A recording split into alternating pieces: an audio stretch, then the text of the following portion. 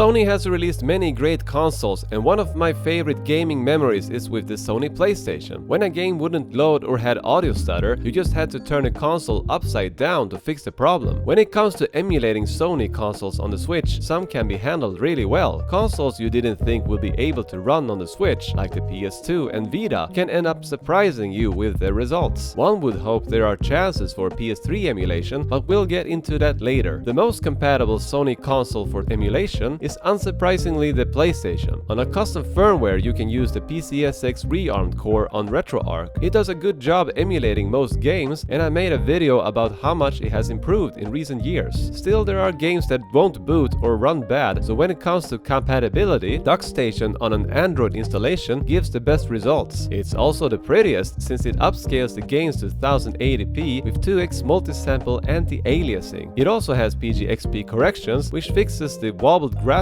that the PlayStation is known for. Next in line, the PS2 emulation has been in a rocky situation. The popular PSX2 emulator doesn't have ARM support, which means it won't run on Nintendo Switch. Along comes Daemon PS2 that does have ARM support thanks to all the code that's been stolen from PSX2. Then you have the Play app that won't run games faster than 10 frames per second. Enter Ether SX2 that has ARM support, is open source, and has the blessings of the PSX2 developers. It is the best way to play PS2 games on a Switch, and some games run surprisingly well. It's released for Android, and there's also Ether SX2 Flatpak for Ubuntu. If you want more comparison between these two versions, you can check out this video. However, the Ether SX2 is currently in a complicated situation, and the future is uncertain. Users are recommended not to update to the latest version, since apparently it's been sabotaged by Talreth. According to username Daisy, the latest version includes ads and runs worse than previous versions. The last ad-free build can be found on the community Discord, where it's been archived. Emulating PSP games gives the best result on PPSSPP for Ubuntu. You can run the PPSSPP core on custom firmware with RetroArch or the standalone port. But since Ubuntu has the Vulkan backend and higher clock speed, there's no real competition. Will we ever see PS3 emulation on Switch? I hardly doubt it. The RPC S3 emulator doesn't support ARM devices, and even if it did, the Switch would be way too weak to do anything substantial with it. Not that we're short on PS3 games on Nintendo Switch. Some of the most defined game series of the PS3 have been ported, such as Skyrim, Assassin's Creed, Resident Evil, Bayonetta, Bioshock, Portal, Dragon's Dogma, etc. Vita emulation on Switch is still in a very early stage. Vita 3K is an experimental emulator available for Android. Most games run like garbage or don't run at all, but here and there are actually games that do run somehow. Some games run unexpectedly well, but since the emulator is experimental, it's missing many key features. The buttons can't be remapped, so for some games they are totally wrong. There are no save states, so if you want to save your progress, you need to do it in-game. Also, the biggest challenge is to find ROM files that are actually compatible. The games need to be in zip or VPK formats. Manually decrypted games are also supported, but vitamin dumps are not supported, and my dump is unstable. I had the biggest success running games by extracting 7Z files and decrypting them as zip files. Which one is your favorite Sony console? If you have any game you want to see running on the Switch, please let me know in the comments below. See ya!